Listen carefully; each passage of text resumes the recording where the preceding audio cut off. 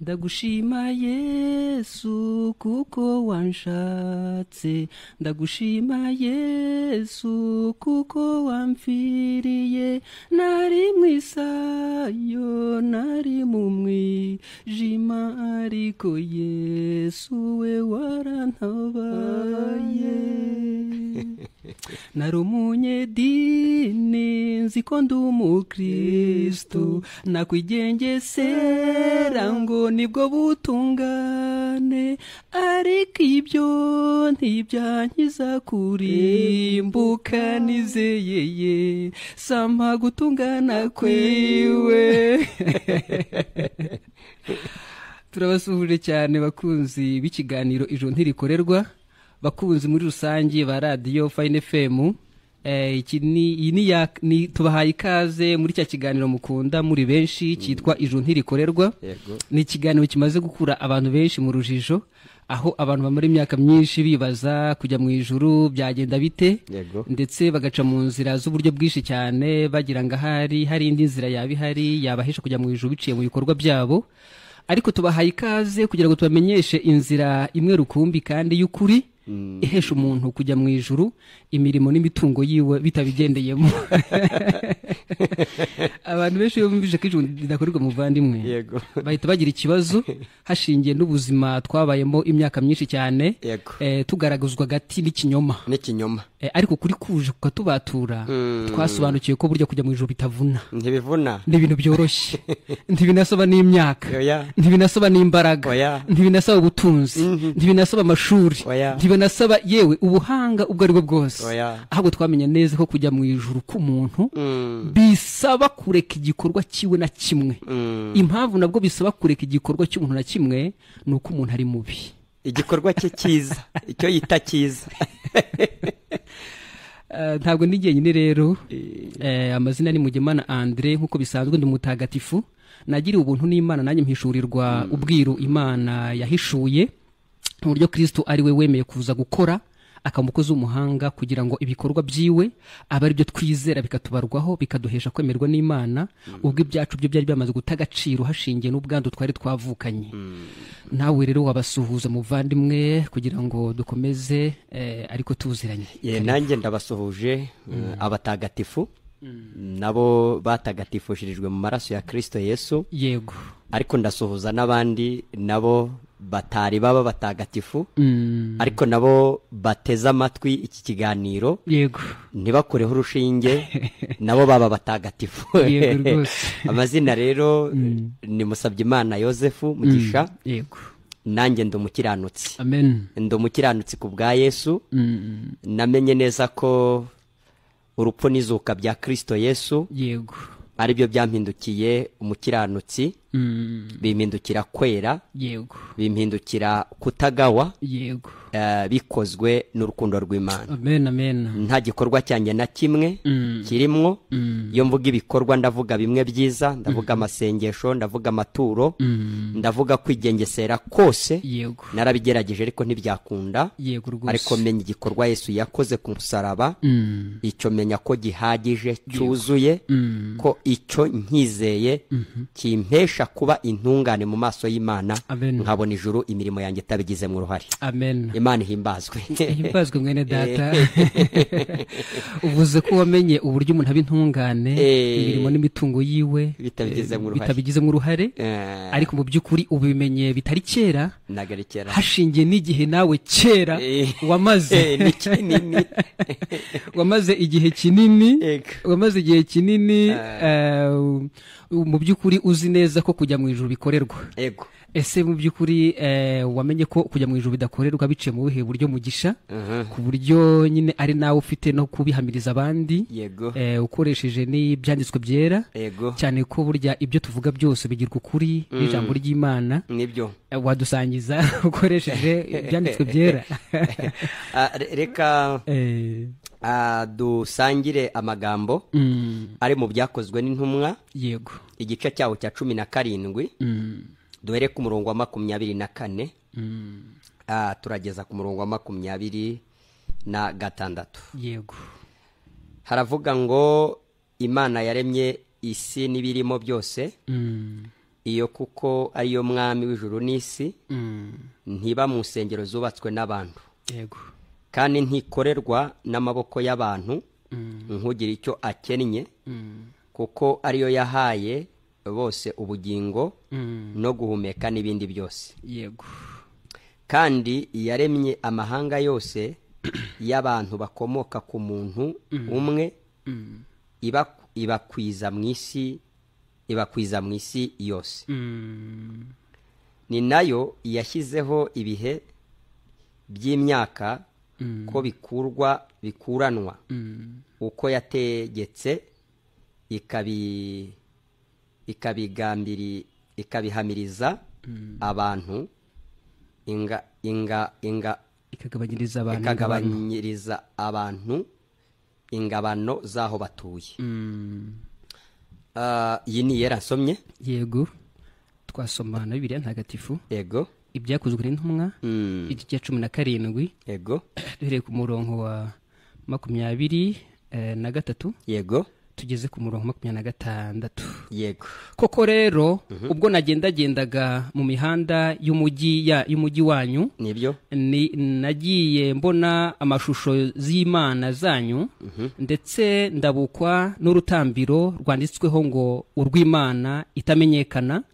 Noneho rero iyo Mana musenga mutayizi niyo nje kubamenyesha. Imana yaremye isi n'ibirimo byose yo mugenga w'ijuru n'isi, ntitura mu ngoro zubatswe n'ibiganza by'abantu, ntikorerwa n'ibiganza by'abantu nk'aho hari icyo ikennye, ahubwo niyo iha bose ubugingo, ikabaha umwuka n'ibindi bakeneye byose. Yaremye amoko yose y'abantu ikurije ku muntu umwe, iyatuza mu isanzure, iyatuza ku bwisanzure bwose bw'isi. Yayashyiriyeho ibihe uko bisimburana, ibakebera imbibi z'aho bagomba gutura. Yego Imana ishimwe ihimbazwe umuvandimwe.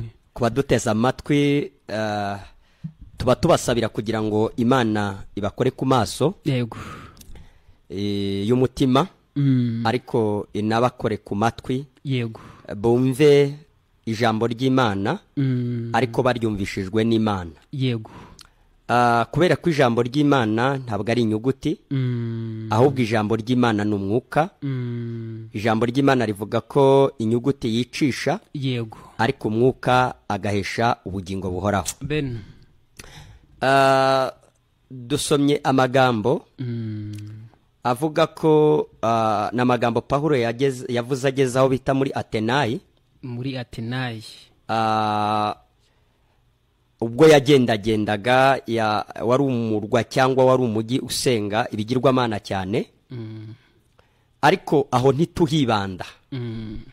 N'igihe kinini warumbajije ngo muvandimwe wowe bundi se ayo makuru wayamenye uti? Yego hashingiye ko imyaka myinshi abantu bayimara mu by'ukuri ari abanyedini. No ku murongo 22 niko bavuga ati nabonye muri byose mukabije kwibanda kwa abanyedini. Nibyo ubwo turagira ngo tuve neza abanyedini bantu iki.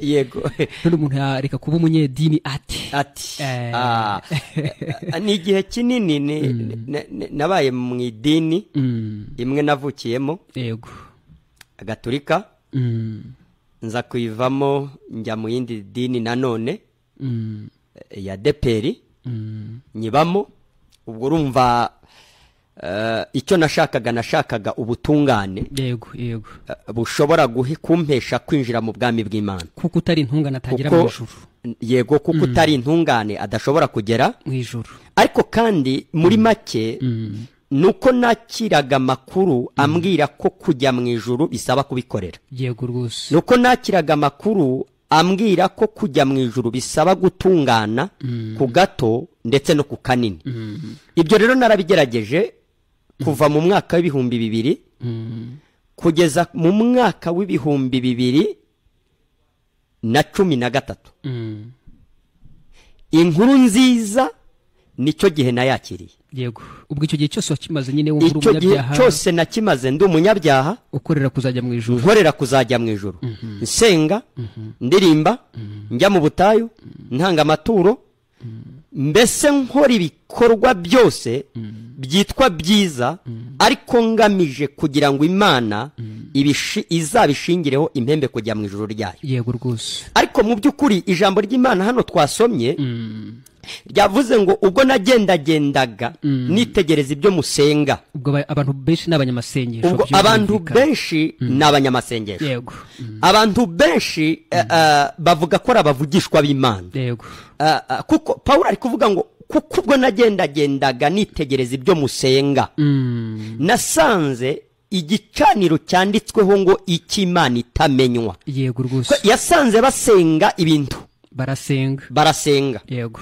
Barasenga, bariyiriza, bakora ibikorwa byose, kuko nta muntu wavuga ko asenga atari kuvuga ko ari gusenga Imana. Yego. Ariko umuntu ashobora kuba mu bintu imyaka, yego, akaba muri korari imyaka, agasenga imyaka, ariko akaba atari yamenya Imana. Yego rwose. Akaba atari yamenya ukuntu Imana itanga ijuru imirimo ye itabigizemwo uruhare. Yego rwose. Kuko umuntu akitwa dirijante wa korari, akitwa dirije, akitwa umuyobozi runaka w'idini runaka, ariko akaba atazi ukuntu Imana yatanze ijuru ku buntu. Ubwo umunyedini ni umuntu wese ukora ibyo bikorwa byose ariko adakijijwe. Ubwo umunyedini nicyo bivuze, ni umuntu wese ukora ibyo bikorwa ariko byiza, abishakamo ijuru, abishakamo ubutungane, abishakamo kwera, abishakamo kubyishyuza. Mbese umuntu, iyo tuvuga umunyedini ntituba tuvuze ahantu, ntituvuze inzu, tuvuze umwuka, tuvuze umwuka utuye mu muntu, ukoresha umuntu nyirizina, ibyamujyana mu ijuru. Ntabwo turi kuvuga nk'idini mu gace, ntabwo turi kuvuga inzu, turi kuvuga n'izina ry'ahantu, turi kuvuga inzu, turi kuvuga ibikorwa, turi kuvuga umwuka, turi kuvuga umuntu, hano rwango ngendagenda nasanze musenga, ariko nsanga hari n'urutambiro muri ntagatifu niko wavuze, ariko muyera avuze ngo nsanga igicaniro cyanditsweho icy'Imana itamenywa, cyanditsweho icy'Imana itamenywa. Aravuga ngo nuko iyo musenga mutayizi niyo ngira ngo mbabwire, hadi ngo nje kuyibamenyesha, ubu natwe nicyo turi kugira ngo tumenyeshe abantu, turagira ngo tumenyeshe abantu baduteze amatwi iyo basenga batayizi, niyo turi kugira ngo tubabwire uburyo ki yatanze ijuru ku buntu, ibikorwa by'umuntu byiza bitabigizemwo uruhare. Ngo nasanze igicaniro cyanditsweho icy'Imana itamenywa, nuko iyo musenga mutayizi niyo ngira ngo mbabwire. Iyo ngiyo arabanza arabivuga, aravuga ngo iyo ntabwo ikorerwa n'amaboko y'abantu ntigira icyo ikennye. Ubwo bujije abantu gukora, kuko haruguru yavuze ngo ni umuremyi w'ijuru. Ubundi niyo abantu bari kuvuga ko bakorera Imana, bakwiriye kubanza kumenya iyo bavuga bakorera ubuhangange bwayo, kuko yo ubuhangange bwayo iravuga ko ari umuremyi w'ijuru n'isi, ndetse ijambo ryayo ryo rivuga ko isi n'ibiyuzuye ari ibyayo. Mbese niyo usomye ijambo ry'Imana hariya mu butumwa bwiza bwa Yesu uko bwanditswe na Yohani ku gice cya mbere, hari ijambo rivuga ngo mbere na mbere hariho jambo, kandi ijambo uwo nguwo yahoranye n'Imana. Mu byaremwe byose nta na kimwe cyaremwe kitaremwe nawe. Abaduteze amatwi, kugira ngo umuntu yumve ko yakorera Imana agakorera kujya mu ijuru ryayo, nabanze yumve uburemere bw'Imana, kuko yiravuga ngo yaremye ijuru n'isi, irema isi n'ibiyirimo byose. n'uwo muntu uri kuvuga ko akorera Imana niyo yamuremye nawe n'iki wayikorera ikennye yavuze ngo Imana yaremye ijuru n'isi iyo ntikorerwa n'amaboko y'abantu ntiwayiha amafaranga kandi njya numva hari abarivuga ngo tuyikorere izadu hemba ntiwayiha amaturo kuko ifeza n'izahabu n'iby'Uwiteka ntabwo wayiha inzu ntabwo iyo nzu yayibamo kuko yavuze ko ijuru ari intebe ubwo ntiyava mu ijuru ize kuba mu nzu yubakiwe urakoze cyane yavuze ko ijuru ari intebe yayo ivuga ko n'isi ari intebe y'ibirenge byayo ivuga ko nta nzu umuntu yayubakira ubwo iyo uvuga ko wakorera Imana ukavuga ko yashingira ku byiza byawe ngo iguhe kujya mu ijuru ryayo muvandi abantu baduteza amatwi babyumve banza wumve ni n'agasuzuguro iyo uvuga ko wayikorera kugira ngo ibikorwa byawe byiza guhindure mwiza imbere y'Imana ni ikibazo gusa kiba kigaragaza kutigeze umenya ko wabaye mubi yego rwose kuko hano havuze ngo yaremye amahanga yose iyakomoye ku muntu umwe abantu bose bo mu mahanga yose bakomoka ku muntu umwe abadutega amatwi n'abandi bashyizeho urushinge aribwo bwa mbere kandi muri uyu muntu umwe ari we witwa Adamu muri we niwe wakoze icyaha abantu bose tumukomokaho duhinduka abanyabyaha imbere y'Imana uyu muntu rero avukanye virusi y'icyaha muri we ku buryo uyu muntu ntibishoboka ko yakorera Imana ngo bikunde kubera ko virusi y'icyaha umuntu yavukanye kamere y'icyaha yavukanye niyo ikomokwaho n'ibyiza ariko ikanakomokwaho n'ibibi ndetse abantu baduteza amatwi Pawulo yaravuze ngo nasanze igicaniro cyanditsweho ngo icy'Imana itamenywa iyo musenga mutayizi abantu benshi basenga Imana batazi ariko barasenga ndetse unipimye ku masengesho basenga amasengesho yo kwiyiriza bagasenga amasengesho yo kujya mu misozi bagasenga amasengesho ngo kujya mu mazi bagasenga amasengesho yo kuvuga zaburi amashapure amasengesho y'uburyo bwose tudashobora kurondora ariko ni ugusenga Imana umuntu atazi kuko iyo ngiyo yavuze ko nta n'umunyabyaha wemerewe kuyisenga ukiri aho ngaho rero kuri uwo murongo uherejeho uvuga ko Imana yakomoye abantu bose ayo mahanga yose tuvuga cyangwa se yahiniye mu mpine ivuga ngo ni abanyedini abo bantu bose n'ubundi wavuze ko bakomoka ku muntu umwe nako ibyanditswe nanone bikomeza kugaragaza uwo muntu umwe rero umaze kugaragaza ko ari we Adamu ari nawe mubyeyi mu by'ukuri abantu twese dukomokaho nibyo uwo rero akaba ari nawe wagomeye Imana uko twari turi kubibona ni wagomeye Imana bituma abamukomotseho bose bahinduka n'ubundi abagome mu maso y'Imana ari nayo mpamvu ubwo Imana iri kuvuga ko kujya mu ijuru bicingiye mu bikorwa bitakunda nuko nyine abo bantu mu by'ukuri uwo bakomokaho yarahindanye shitani yaramwanduje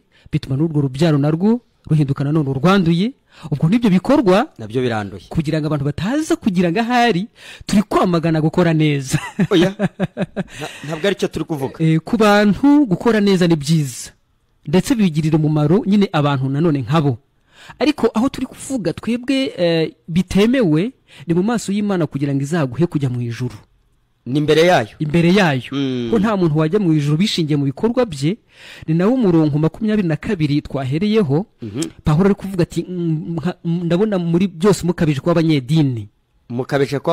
abanyedini pe ruva kuba abanyedini si uko asanze bari gukora ibyaha ibingi bifatika ntase bari kurwana bari kugira nabi nta nabasanganya imico mibi mu buryo bw'abantu ahubwo basanganya imico mibi mu buryo bw'Imana ni cyabasanganya n'abantu bafite ibikorwa byiza ariko bacungiye mu ijuru bacungiye mu butungane bacungiye mu bugingo buhoraho yego rwose ahita babwira ati rero ntago bishoboka ari ukubaka isengero ari ukugira ibyo muyihereza cyangwa se mukoreramo ibyo byose ntabwo Imana yabirebaho ngo ibajyane kujya mu ijuru kubera ko ubwo buryo ntibwabakundira hashingiye na kavukire yanyu ubwo turi kuvuga ko kuba umunyedini ntabwo tuvuze ngo ni ukubera usengera ibunaka ntabwo ari cyo turi kuvuga ntabwo turi kuvuga ngo ni uko abatijwe amazi menshi oya cyangwa ku gahanga yego ahubwo turi kuvuga uwo mwuka uwo mwuka ugutera gukora ibyiza akari nabyo ucungiye mu ijuru, uwo ni umwuka n'ubundi ukomoka kuri shitani, kuko shitani niwe giti cy'ubwenge kimenyesha icyiza n'ikibi. Niwe watwigishije ko hari ibyo dushobora kuba twakora Imana igatwemera, ariko akaba atujijishije, atujijishiriza mu bikorwa kubera ko yavuze ko ibikorwa byiza bituruka ku Mana. Yego. Ariko anongera anajijisha avuga ko ibibi bituruka kuri we shitani. Yego rwose. Avuga ko ibyiza ubwo bituruka ku Mana byahesha umuntu kujya mu ijuru, ariko uwo ni shitani. Yego rwose. Ni uri kujijisha muri ubwo buryo. Yego rwose. Bituma rero umuntu yibanda mu by'idini. Hari ijambo wigize kuvuga ati umunyedini ntabwo ari aho dusengera, ahubwo ni umuntu ubwe. Mu gitabo cy'ibyakozwe n'intumwa bavuga umunyedini mu gice cya 10 bavuga umugabo w'umunyedini ndetse n'ukuntu yari ateye. Mu gice cya 10 aravuga byakozwe n'intumwa ngo hari umuntu w'i Kayisariya witwaga Koroneliyo, umutware utwara umutwe w'abasirikare wo mu ngabo zitwa Italiyana. Yari umuntu w'umunyedini. Ibirango bye nuko ngo yubahaga Imana n'abo mu rugo rwe bose, wagiraga abantu ubuntu bwinshi, agasenga. Tugarutse kuri cya kintu, agasenga Imana ubudasiba. Noneho ngo hepfo bakomeza kuvuga ngo yabonye mu iyerekwa nyine abona marayika, uburyo marayika yaramubonye. Marayika araza aramubwira ati rwose gusenga kwawe n'ubuntu bwawe ngo byazamutse byageze ku Mana, rwose ngo bibe urwibutso. Imana irabibona, ibona ibikorwa by'abantu mu by'ukuri. Ariko ahantu akunze urukundo rw'Imana, ukuntu Imana igireba kuyoba kw'abantu, ikakureba ikareba kurindagira kw'abantu, ikavuga ati abantu ariko ubundi Koroneliyo ukurikije ukuntu bavuga ngo yubahanaga Imana nabi we mu rugo bose. Koroneliyo urumva wamusanga ukamubwira ko kujya mu ijuru ari ubuntu hatabayeho marayika. Uya muvuga butumwe ntabwo ku buryo byasabye ko Imana ibanza kohereza marayika wayo ajya kwitambika abari baza kujya gucogoza ubukana bwa Koroneliyo kugira ngo muvuga butumwa Petero agiye asanga ni umuntu yahoze kubera amasengesho ngo asengaga ubudasiba nabo mu rugo rwiwe rwose. Urebe igitangaza kirimo. Nubwo basengaga, hari abantu benshi bajya bavuga ati ntabwo ureba ko Imana yarebye imirimo yiwe ikavuga ati barugwibutse imbere yanjye, nyine ngo ukareba ko Imana ngo yashimye ibikorwa bye. Ariko iyo urebye nko mu gice cya 11 Petero ari kwisobanura uburyo yageze kwa Koroneliyo nabwo ahaswe na marayika, ndetse urebye n'amagambo icyo yari agamije kugira ngo Koroneliyo mu gice cya 11 cy'ibyakozwe n'intumwa umurongo umwe gusa umurongo umwe gusa wa 14 haravuga ngo azakubwira amagambo azagukizanya nabo mu rugo rwawe. Kuko atarakijijwe. Nicyo dushaka kuvuga ubundi. Nicyo ngicyo. Hano haravuga ngo azakubwira amagambo, azakubwira uburyo uzakizwa wowe nabo mubana. Bibiri ijambo ry'Imana ikivuga. Hari abanyedini bagenzi be bajya bavuga ati dore urabona ko imirimo yiwe no gusenga kwiwe byageze ku Mana, ariko nyamara Imana kuko ari inyempuhwe yarebye ubujiji bwa Koroneliyo uburyo asenga agakora ibikorwa byiza nyamara atarakizwa. Iragendera mwinginga ati nabibonye imirimo yawe. Uburse ntigibona imirimo y'umuntu nubundi rayizi ni ikihishwa se nubundi rabibona. Yaravuze ngo nzi imirimo yawe. Yego rwose. Mu itorero rimwe yarabivuze. Urumva rero icyo umuvuga butumwa ashinzwe kubwira umunyedini no kumubwira ijambo rya mukiza rikamukizanya abo mu rugo rwe. Ariko abantu benshi bajya batekereza ko hari uburi umunyedini ni umuntu wakijijwe by'ingeso, ariko atarakijijwe icyo tuvuga umuntu akizwa. Subwo ntitwamwita ngeso nziza. Umunyangeso nziza. Ari naho Bibiliya ivuga ngo ni imfura. Naho iramuvuga. Ni umuntu wakize, ahandi bakamwita umufarisayo. N'umufarisayo. Yesu nikamuhina nikamuvuga. Umunyangeso nziza umuntu wihishe. Ariko hari n'amagambo Yesu yavuze ku mufarisayo n'umukoresha w'ikoro. Avuga umufarisayo yamuvuzeho ibintu bigera nko muri 4. N'umufarisayo yavugaga ngo abiyiringiye ko bakiranuka bagahinyura abandi bose. Rwose. ngo aya magambo yayaciriye abiringira ko bakiranuka ubwabo bagahinyura abandi bose. Ngo hari umuntu w'umufarisayo wazamutse ajya gusenga ngo ahagarara asenga mu mutima, yavuze ibintu nka bine by'ubwibone. Aravuga ati ndagushimiye Mana yego rwose ko ntari umunyabyaha, ko ntari umusambanyi, kubera imico ye nk'uko w'idini ni kandi iyo mico yarayifite nk'uko w'idini ngo kandi sindi n'umusambanyi.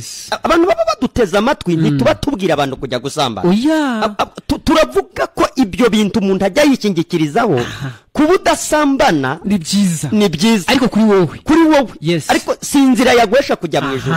Yego no kumana kuba udasambana ni byiza ariko si rwo rufunguzo rw'ijuru, ari inzira ihari yo kujya mu ijuru, kuko nubwo udasambana ariko uri umunyabyaha. Erega na Yesu yakureba mu byaha wakwita umusambanyi utarabikora. Yego rwose kuko mu mategeko niko yavuze. Yego rwose yaravuze ngo mwumvishe bavuga ngo ntukazambane, ariko nurebye umugore akamwifuza aba ari umusambanyi, kandi utangira kureba utarareba, ukiri muri nyoko utari waza ukiri mu nda niwe utangira kurebera. Yego rwose umuntu n'umunyabyaha kavukire mu magambo make. Umuntu avuka ari umunyabyaha hashingiye nuko tukomoka ku munyabyaha umwe ari wa Adamu. Mu maganya ya Yeremiya 5:7 haravuga ngo ba data bakoze ibyaha ariko ntibakiriho, nitwe twikoreye ibicumuro byabo. Mu yindi Bibiliya iravuga ngo nitwe twikoreye ibihano by'ibyaha byabo. Hano bati mpora abana gukiranuka kwa base hagera ku buvivi. Urumva ko umuntu n'umunyabyaha bidashingiye ku byo yakoze. Ni nayo mpamvu atareka kuba umunyabyaha kubera ibyo yirengagije. Ubwo umunyedini ni umuntu waretse inzoga, ni umuntu waretse itabi, ni umuntu ngabisebetse, ni umuntu wahinduye imyambaro. Yego wamureba ko bati dore umurokore, ariko ikiza kubika ari umunyedini nuko batse ko wahinduye iyo mico yose. Uri intungane ati nta ntungane bamwise. N'uyu koroneri ubu ntekereza ko ahari aricyo Petero amubajije uri intungane ko usenga n'abasirikare bawe wajya no ku rugamba ukabanza ugatera isengesho mbere yo kurekura urusasu. Ubu nyine uri intungane n'igihe wambaye uniform no ku gashahara ni wakamara udahaye abantu yayoboraga ingabo, utumiraga n'abantu bose umushahara ukawumarira mu bakeneye. Nawe uravuga ngo yafashaga abakene cyane. Ariko igihe dushaka kubwira abaduteza amatwi nuko umwuka w'idini ni umwuka wose ukubwira ngo kwitwara neza kwawe, imirimo myiza yawe, kwibombarika kwawe, ibyo nibyo bizaguhesha kujya mu ijuru. Nyamara umugabo Koroneliyo ndetse n'abariya twabonye Pawulo yaburiye, abo bose bari bafite mwene uyu mwuka badakijijwe. Ari nacyo dushaka kureba, ese mu by'ukuri ni iki umuntu kuko akizwa, ko tubona imico myiza niyo ikunda kugaragaza abantu ko bakijijwe, ariko Imana yo yajya gusuzuma mu mutima ikakubwira ngo ntabwo ukijijwe. Buri make umuntu wapfubye niwe Bibiliya yita umunyedini. Umuntu udakijijwe mu maso y'Imana akaba akijijwe mu maso y'abantu ibikorwa bibi gusa, uwo niwe munyedini udafite ijuru. None muvandimwe Mugisha, tugira ngo tumenye ese mu by'ukuri agakiza ni iki? Kuko urumva iyo umuntu adakijijwe no kuvuga nyine nta gakiza bafite. Ariko turashaka kureba agakiza ubundi Imana ivuga umuntu akwiye kwakira na agaki. Kuko abantu benshi bakunda kuvuga ati nakiriye agakiza, nanjye narakijijwe kubera ukuntu yitwara, kubera ukuntu yibona, kubera ahantu asengera, kubera abantu ayobora, kubera ibintu avuga bikumvikana akavuga ko yakijijwe. Ariko agakiza ni iki mu ijambo ry'Imana? Ese ni igiki mu by'ukuri umuntu akizwa? Ko tubona Koroneli afite imico myiza, ariko Imana ikavuga ati hamagara Petero akubwira ijambo ryatuma ukizwa nabo mu rugo rwawe, ko nta mico mibi yari afite. Ni igiki yarabuze? Agakiza yarabuze ni agaki? Ni igiki tarakijijwe? Ni igiki yagombaga gukizwa? Imana ikavuga ati none ndakwemeye singomba kugutumaho intumwa. Ni agaki agakiza? Ubundi turabihamisha ijambo ry'Imana. Yego rwose hano mu gice cya 10 nyine cy'ibyakozwe ari intumwa ku murongo wa 43. Yego hano haravuga ngo abahanuzi bose baramuhamije. Yego bavuga yuko umwizera wese azababarirwa ibyaha ku bw'izina rye. Azababarirwa ibyaha ku bw'izina rye. Azababarirwa ibyaha ku bw'izina rye. Azababarirwa ibyaha ku bw'izina rye. Urumva ni ukomeje gusoma nyine ubona noneho ko bakimara kumva aya magambo y'ubu butumwa, noneho yarageze igihe Petero atangira kuvuga ubutumwa bwawe. Noneho agiye gutangira kuvuga iby'abahanuzi bavuze. Bavuze ko umuntu wese umwizera yego azababarirwa ibyaha ku bw'izina rye. Mugisha utarakomeza ndagira ngo icyo kintu gitsindagire neza. Kubabarirwa urumva araza kuza mundi yego iyo rwa kubabarirwa urumva umuntu yayihinduye imico abameze nk'uwibabariye yego ameze nk'ukikemuriye yego. none ko numva ngo kubabarirwa none ndumva biri busabe ko habone kundi uzana no kubabara. ndagira ngo twumvishe neza kubabarirwa icyo kintu gisabwa yego cyumvikane cyane.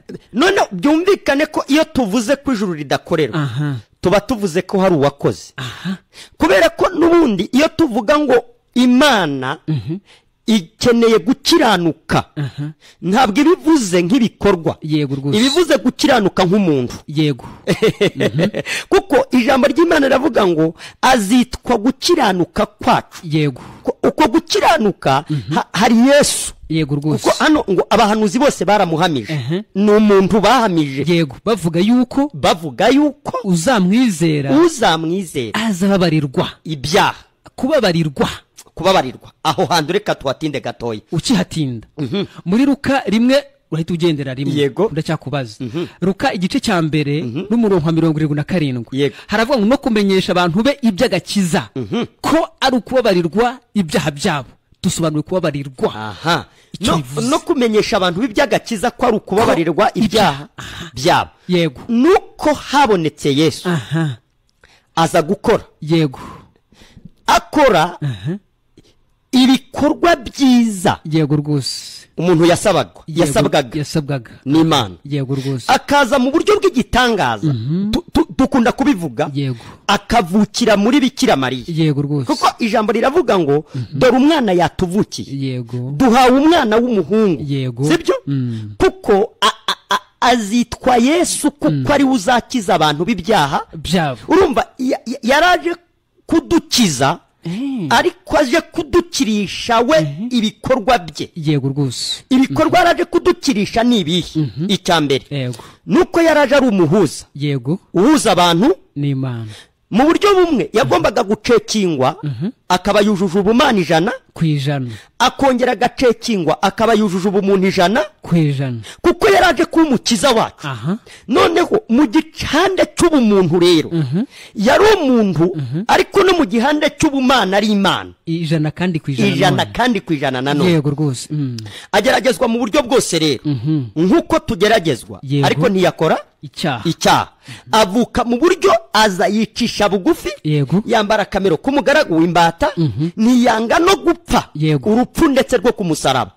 ntiyiba ntiyasambana ntiyica ntiyarwana ntiyakora ikintu n'iki na kimwe kibi.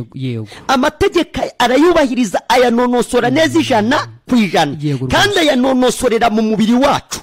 yambaye umubiri wacu, yambaye umubiri wawe wowe uduteze amatwi.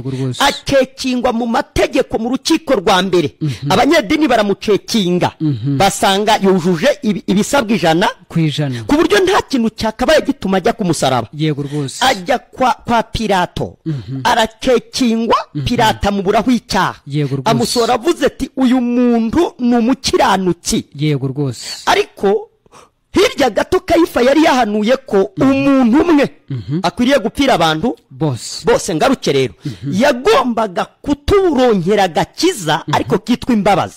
kuko ubwo yarahindutse yaratunganije byose twasabwaga akabikora neza imbere y'Imana, ariko abikorera nge nawe byananiye wowe duteze amatwi byamubazweho.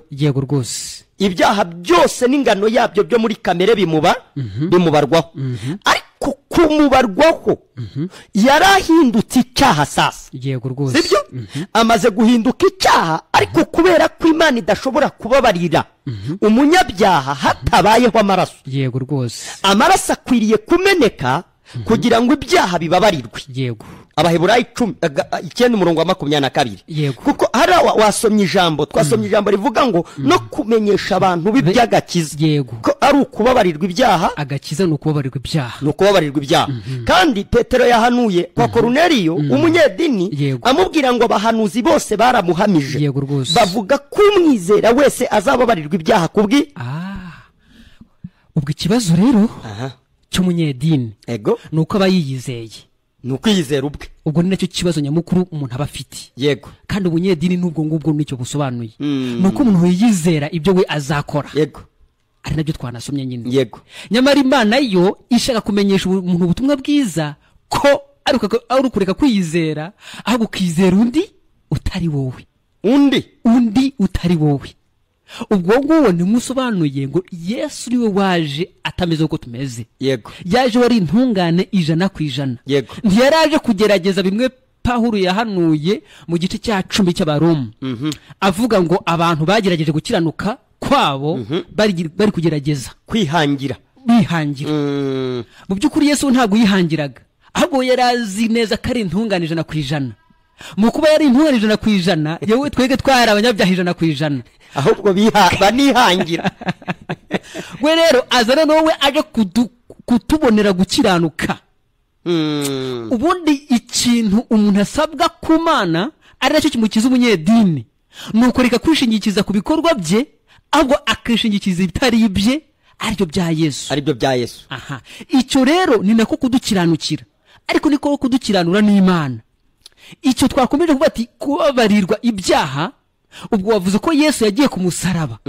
ni ukuvuga ko Yesu amaze kutubonera gukiranuka kwiteka, amategeko amaze gucekinga ko nta cyaha na kimwe akoze. Yego. ubwo yahise aravivura. aho tuba tubonye trebye.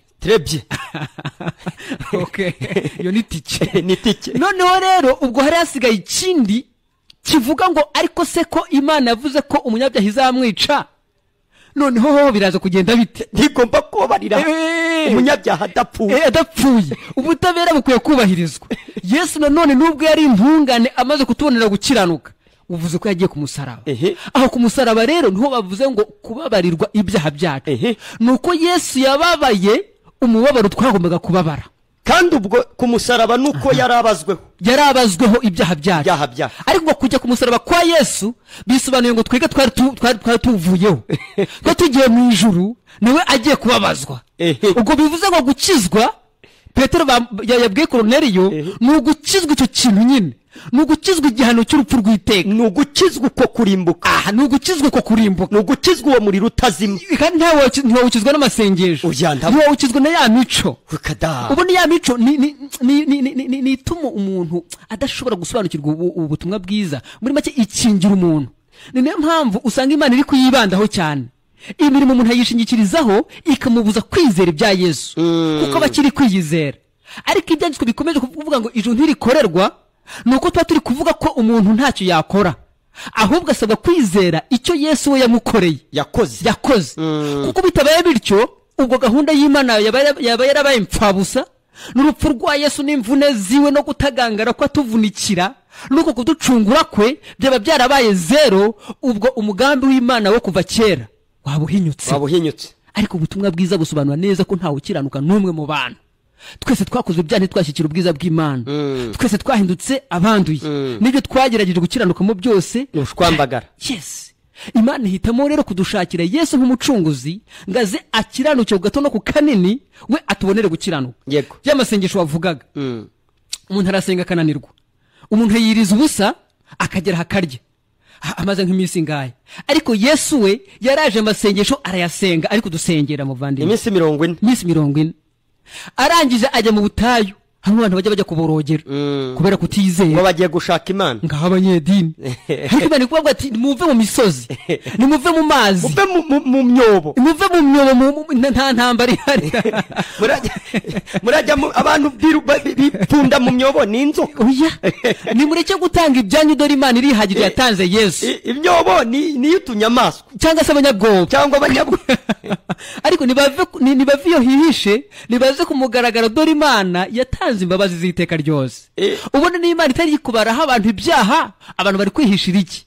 abantu bafite isoni z'iki? ni ukuri abantu Imana yabahinduye abera, nibizere ko igihe Yesu yabonekaga ku musaraba, nicyo gihe burya Imana yari ihannye umunyabyaha, ntibongere kwikanga igihano. ubwo yari itanze agakiza. ubwo yari itanze imbabazi. yego rwose. kubera ko ijambo ry'Imana rirabihamya. nko mu Bakorisayi igice cya mbere ku murongo wa 14 hari ijambo rivuga ngo niwe waducunguje amaraso ye kugira ngo tubone kubabarirwa ibyaha byacu. Kandi uwamaze kwizera ko yababarirwe ibyaha bye ubwo mu maraso, binyuze mu maraso ya Kristo, ubwo abakize muvandimwe, ubwo abakize urupfu rw'iteka, kubera ko abatakibarwaho umwenda w'ibyaha, kuko Yesu ari we wishyuye. Kandi bajya banayiririmba bavuga ngo yanyishyuriye ya myenda, yambabariye ibyaha atuma nerade. Turabwira abantu rero uburyo Imana yatanze ijuru ku buntu, imirimo itabigizemo uruhare, kuko ibyanditswe twasomye muvandimwe ari biriya byakozwe n'intumwa 17 byose bigaragaza abantu bari gukora. Ariko umukozi w'Imana cyangwa umuvugishwa w'Imana hageze aravuga ati reka da, ni zero yanyu, ni zero. No mu gice cya 10 naho tubona Koroneliyo n'abahagarariye n'abamuhagarariye bose, nabo tubona bari mu mirimo. Ariko Petero n'undi hageze aravuga ati reka da, zero yawe. Habanje marayika aramucogoza.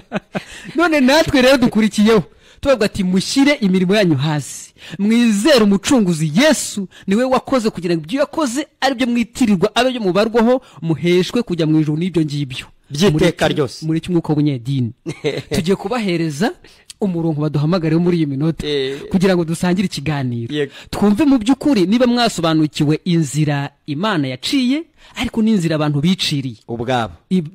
Inzira y'imirimo ni inzira Adamu yaciye igihe amaraga kwambara ubusa, igihe yisangaga atagifite ubwiza bw'Imana, ashakisha inzira yamugarura mu bwiza bw'Imana biciye mu kwiyambika ibicocero. Rero ayo masengesho n'ibindi bikorwa byinshi cyane abantu bakora, si tubuzije gusenga, ariko gusenga nuko intungane, nabwo gusenga kw'intungane ntago ari ukwiyambika, ahubwo iba yambaye, ni nayo mpamvu isenga. Nta nubwo dusenga Imana kugira ngo izabyibuke, ahubwo tuba tunayishimira, ni ubuzima bwacu, ni ubuzima turi kubwira. Ahubwo umuntu ubikora kugira ngo Imana izamujyane mu ijuru, ntago byashoboka. Inzira ijya mu ijuru ni ukwizera amasengesho ya Yesu, ni ukwizera gukiranuka kwa Yesu kose, ni ukwizera ituro rya Yesu, ni ukwizera Yesu nyine. Yesu ni byose ko mufite. Nimuduhamagare kuri 0788 71 88 29, 0782 71 88 29. Iyo ubutumwa bugufiya ni 0788 39 26 335 0788 39 26 335. Yego rwose, abijambo rikuye mu gushaka Imana, yego bakamenya ko Imana yabashatse, abavuye mu misozi, abavuye mu myobo, yego, ahubwo bajye gukora. Yego rwose, imirimo. Twamwakiriye. Niriwe Bashimimana Jean Claude. Yego Claude, murahagana he? Yego, murahagana he? Muherereye mu karere ka Kayonza. Yego turakumva. Ku nsanganyamatsiko y'uyu munsi mwakoze kutwuba muri mu matwigisha. Yego, ariko se ubwo ibyo twigishwa bwo n'abapasiteri, ubwo byo ntabwo ari byo ko batwigisha ibigana ijuru. Urarifite Jean Claude? Ufite ijuru? Yego. Urarifite? Wararibonye ijuru? Kuba turimo turigishwa ibizatujyana mu ijuru. Oya, turi kukubaza wowe ubwawe. Warigishijwe, urarifite? Yego. Urarifite? Ndabyigisha. Ntabwo rero kujya mu ijuru babyigisha. Hari uburi intungane se? Nta ntungane ku isi. Urakoze cyane. Ubwo urumva nyine ibyo wigishijwe nyine ni ibinyoma, wakagombye kuba warabwiwe uburyo waba intungane. Ngaho noneho kurikira turakubwira uburyo waba intungane. Aragira ati ntago ndi intungane kandi yarigishwe n'abapasiteri. Nyine ngiye inyigisho nyine. Ubwo nyine nuko yigishijwe n'abatari intungane n'ubundi. Cyo wakuyemo nicyo. Icyo. Nawe yasetse cyane. Yasetse. Amahoro cyane Damascene. Nakuri ndabishimiye bavandimwe. Yego nako turakwishimiye cyane. N'abavandimwe batambutse ejo ba Frederic ndabashuhuje. Yego barakumva cyane nabo. Kuri mwakoze cyane. Na rwose namaze imyaka nanjye myinshi nsenga Imana ntayizi. ariko ubu ndashima Imana ko yanyihishuriye ikanyimenyesha. Yego rwose. Ubundi nasengaga Imana ngo iteye ubwoba y'umuriro ukongora, ariko nyamara Imana yanyeretse ko ari nyambabazi nyinshi. Yego rwose. Ko yatanze umwana wayo ku bwanjye Kristo, akampfira akankiranura nayo. Yego rwose. Mu Bikoreye n'urwandiko rwa 2:19, kuko muri Kristo arimo Imana yiyungiye n'abari mu isi. Yego. ngo hanyuma ntiyabikibabaraho ibicumuro byabo. Amena. Nshima Imana ko nanjye nakiriye ubwo bwiyunge. Urumva Damascene ako kantu uvuze ngo muri Kristo niho Imana yiyungiye n'abari mu isi ntiyabikibabaraho ibicumuro byabo. Ubwo bawo numaze kuduhamagara kuri telefone avuga ko atari intungane, nyine ibyo yigishijwe nyine sibyo, ahubwo ibyo yakwiye kumva nibyo ngibyo bimugira intungane. Akwiriye guca bugufi akumva amakuru y'ukuri. Yego rwose. Akabwirwa kandi n'abukuri. Ni ukuri rwose. Urakoze cyane. Bavandimwe, rwose abantu bareke kwiringira ubwabo. Yego rwose. Rwose amaboko nibayamanike biringira umucunguzi wabacunguye ari we Kristo. Urakoze cyane mwene data. Yego bavandimwe, murakoze namwe. Sawa sawa. Halo? Twakiriye n'undi. Halo? Imana ishimwe. Imana himbazwe. Ndabakunze n'ubwa mbere mwumvise. Natwe turagukunda cyane rwose. Uzakomeza udukurikirane kuwa gatandatu no ku cyumweru saa 11. Nizukuntu rwose mwindaguye urushinge mbagwaho numva murabigisha rero. Ushireho sipaguru rero. Ni iki wumvishe rero mu byiza udushimira? Amagambo yose muvuze. Bise twemerana. Urinde uherereye hehe? Merereye Kanombe ni Vestine. Yego Vestine i Kanombe. Twavuze ko ni umuntu yakora cyamujyana mu ijuru. Ndabizi se. Uko ikintu mwavuze ariko nekeza ukuntu abantu birirwa birukanga ngo bajya gushaka Imana ahantu hose. Yego ve. Nibaza isi yo Mana bajya gushaka, mbese muri make nsanga ko abantu benshi basenga Imana batazi. Yego rwose. Ni ukuri barasenga Imana batazi, kuko umuntu wamenye Imana ntabwo yirukanga rwose yahamye hamwe. Imana yo mu ijuru yicaza abantu, ntabwo yirukansa abantu. Ntabwo birukansa. Ntabwo ibirukansa. Umva nsanze ahubwo abantu benshi barayobye. Yego pe. Imana baba bajya gushakira madini cyonzi ariko bazize inyigisho mbi. Yego ni nta wabarenganye twese niyo twahoze. Niyo mpamvu turi kuvuza impanda. Umva jewe mu buzima bwanjye nizeye Imana gusa. Yego ve. Imana yo mu ijuru, umva ngiye kureba neza umurongo sizongera gukura. Yego rwose, ubwo kandi na nyuma y'ikiganiro uze gukomeza kuduhamagara nyine turusheho kumenyana. Ariko Mana yanjye, Imana no kure, reka nongere mbasabire umugisha ku Mana bigisha. Umva neza amatwi abigisha, ariko mwatambenya abigisha bayoborwa n'umwuka w'Imana. Yego rwose, ntabapfira gushira. Urakoze cyane, nako turagukunze. Urakoze be. Ati nugisha navugisha ukuri. Nibyo rwose. Abigisha bo kuri barahari n'abinyoma barahari, kandi burya buri wese atanga icyo afite. Burya ntabwo watanga icyo udafite. Nako twigeze kwigisha nabi, kuko nako twari babi. Niho twahoze natwe. Twamwakiriye. Muraho neza. Muraho? Amakuru. Turaho turashima Imana. Nitwa Mana Sipridio. Yego. Ntuye mu karere ka Karongi umurenge wa Kabare. Ibiganiro byanyu rwose ndabikurikira bikanyubaka cyane. Kuko iyo urebye twayobotse amadini adukorera imitwaro, kandi Kristo yaravuze ati ababisha n'abaremewe muze munsange ndabaruhura. Sibyo se? Ariko iryo jambo ryaratwishe ntitwabasha kwisobanukira, ubwo abanyamadini badukorera imitwaro ituremereye. Yego rwose. Mukomeze yamutwigishe rwose, kuko hari benshi twarahabye, nanjye ndimo twarayobye. Yego. Mudufashe rwose. Ahubwo ikibazo nibaza ko aba misiyoneri batuzaniye ijambo bakaba batwigisha iby'amaturo n'ibya 10, kandi urebye ariyo imitwaro badukoreraga. None mwebwe rwose inshuti z'Imana, abandi bamisiyoneri baba baraje bavuguruza iby'abakuru babo, kandi mwebwe Imana yahagurukije rwose. Bara ntabwo ari bakuru bacu, bariya bari abakomisiyoneri b'inda zabo. Abakomisiyoneri b'inda. Naho twebwe rero turi intumwa mu cyimbo cya Kristo. twunga abantu n'Imana ntacyo tubasabye. Imana bakomeze rwose, bakomeze bongerera imbaraga kama abandi nabo. Urakoze. Yego rwose, ku misiyoneri nyine bituruka kuri shobuja ugutumye, ariko misiyo ziratandukanye. Yego, twebwe rero nyine twatumwe n'Imana, ariko kuza kuruhura abantu ntacyo tubaciye, kuko ijuru ari ubuntu. Tubabwira umurimo Imana yakoze muri Kristo Yesu, yego rwose, ko Imana yiyunze n'abantu. Naho bari yabo n'ubundi babishakiraga ibyabo, nta utabizi we n'utabizi nawe azakomeza kubaturwa. Niyo mpamvu uriya yavuze ko atari intungane, kandi ngo bahora babimubwira.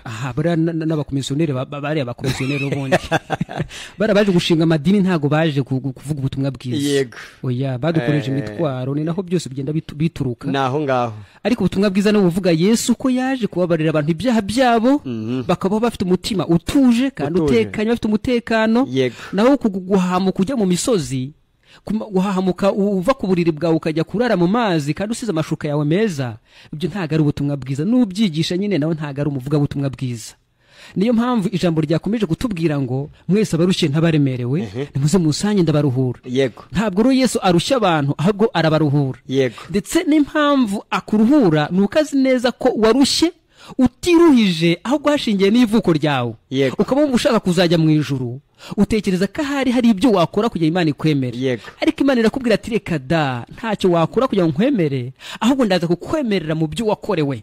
Reka kwivuna, reka kwisaza, reka kwikabakaba mu ibyo wakwihingamo, ahubwo wemere udashidikanya ko ubwo Yesu yahanwaga, burya hawe igihano wagombaga kuzahabwa, ndetse ikiru wasabwaga n'Imana ni Yesu wagitanze mu maraso ye. Yaragitanze, kiremerwa byiteka. Yego rwose. Ahangaha ubutumwa bugufi, hari uvuze ngo muraho,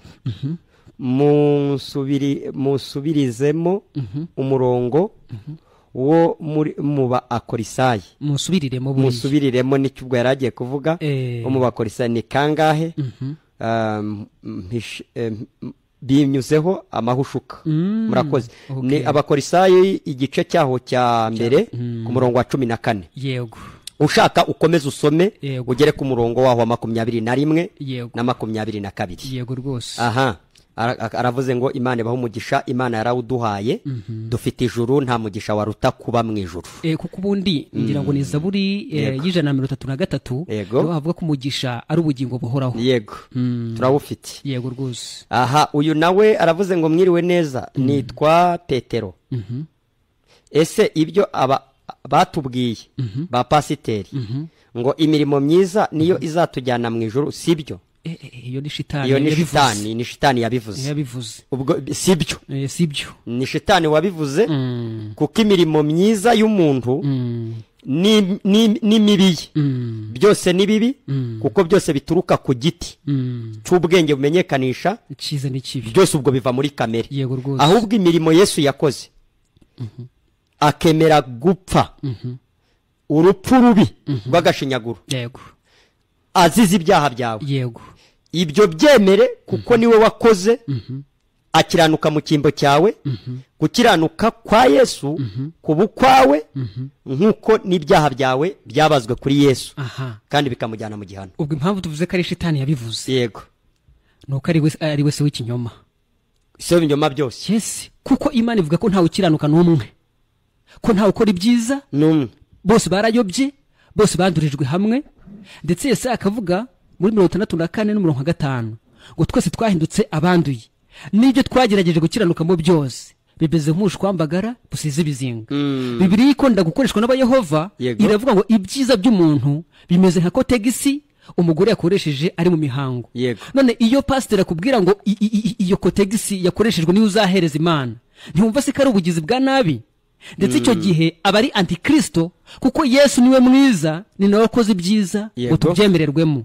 Ubwo rero ari kukubwira ngo ibyiza byawe bizakujyana mu ijuru, aba ari kuvuga ngo ntabwo ukeneye Yesu, aba ari kuvuga ngo Yesu ntacyo yakoze, nta nicyo amaze. Antikristo ni uwo ubundi ni antikristo, ntabwo ari ikintu kizaza gifite amahembe, ahubwo ni umuntu wese uvuga ko ushobora gukora ibyiza ukemerwa n'Imana bitagombye Yesu, bitagombye Yesu. Uyu reka twumva uko yanditse, aravuze ngo mwiriwe neza, nukuri mwoherereje, yashatse kuvuga ngo urayisubiramo neza. Ni kuri radio. Yego. Hari uwo twakiriye. Hari amagambo Yesu yavuze Matayo 25, hari yavuze ngo azabwira bari iburyo. Urinde? Twari hano ku Muganza muri Kamonyi. Yego rwose. Hari amagambo Yesu yavuze ngo azabwira bari iburyo ngo nimuze abo data hayo umugisha. Nari nshonje murabizi namwe uko byanditse. Yego. None ko ndi kumva ko n'umuntu wo mukiranutsi hari imirimo akora hano mu isi. Yego. Imuranga ko ari umukiranutsi. Yego rwose niko bimeze. Nibyo nashaka kugira ngo numve ko tubivuga. Twabivuze ngira ngo tumaze kubivuga muri Zaburi 133 niho havuga n'umurongo wa 3 haravuga ngo umugisha n'ubugingo buhoraho. Ubwo nyine abo Yesu yahaye umugisha cyangwa abo data yahaye umugisha nyine abafite ubugingo buhoraho ni nabo bagemurira abantu, niho bafasha abantu, niho bakora ibyiza nyine bikemerwa. Anavuga ngo intama ziri iburyo. Ziri iburyo. Bivuze ko ntabwo ihene ishobora kujya iburyo. Yego kandi ngo nta n'uwajyanwe iburyo n'ibikorwa bye. Oya nanjye ndabyemera ntabwo iramirimo rero yajyana umuntu mwiza. Yego rwose. Ahubwo azajyanwayo nuko yizeye. Yego. Ajyanwe nuko ari Yesu n'umuntu wamukiriye. Yego. Ikigira umuntu intama ni ukwizera ibyo yakorewe, si ukwizera ibyo we yakwikorera. Urakoze cyane. Reka nsome iyi nihuta. Haravuze ngo mwiriwe neza ni ukuri mwoherejwe na Nyagasani. Ngewe rero sindi intungane. Gusa ibyigisho mutugezaho biradufasha. Ni Fabrice Rurindo. Yego. Basi nawe ujye ukomeza utege amatwi. Uzamurikirwa umucyo, uzamenya ubutungane Imana yahaye abantu kwari Kristo Yesu. Kandi ubwo impamvu ahamya ko atari n'intungane nabwo twamumenera ibanga ari naryo Imana yavuze ngo n'ubwiru bwayo. Yego. Mu Bakorinto ba 2:5-21 haravuga ngo Kristo utarigeze kumenya icyaha ubwo niwe w'intungane. Yego. Niyo mpamvu uwo muntu yigereranyije na Yesu abona mu by'ukuri ntahahuriye na Yesu. Nibyo. Yesu rero niwe w'uko w'intungane mu by'ukuri. Noneho ngo Imana yamuhinduye kuba icyaha ku bwacu cyangwa se ku bwawe wowe utwandikiye uvuga ko utari intungane. Ubwo wowe uri icyaha, Yesu ni intungane.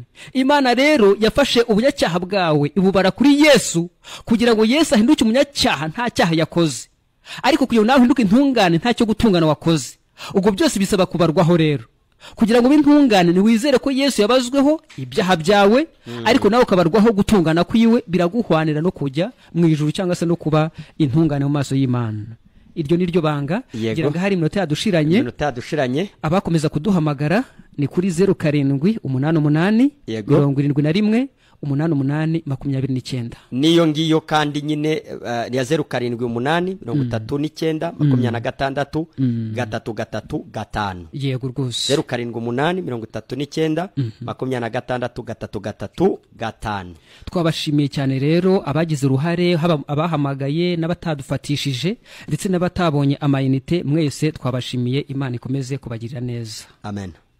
Ndagushima Yesu kuko wanshatse, ndagushima Yesu kuko wamfiriye, nari mwisayo nari mu mwijima, ariko Yesu we warantabaye. Nari umunyedini nziko ndi umukristo, nakwigengesera ngo nibwo butungane, ariko ibyo ntibyankiza kurimbuka, nizeyeye sampa gutungana kwiwe. Turabasuhuje cyane bakunzi b'ikiganiro Ijuru Ntirikorerwa, bakunzi muri rusange ba radio Fine FM. Tubahaye ikaze muri cya